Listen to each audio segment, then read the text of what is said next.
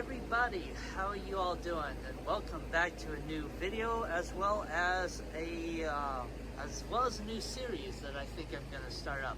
So what you're looking at here is a really big air handling unit for a project that I am working on with my current company for a project for a hospital that we work at. So this is what we refer to as a rooftop unit. This is particularly RTU 27. What I'm going to be doing throughout this, I'm going to call it series, is we're going to be setting up this air handler, which is a Daiken product, which was actually manufactured up in Minneapolis.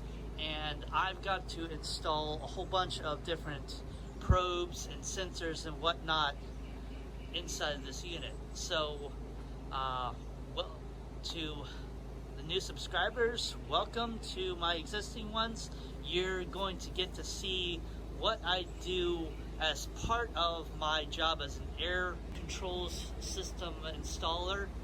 And yeah, so come on guys and join me on this journey.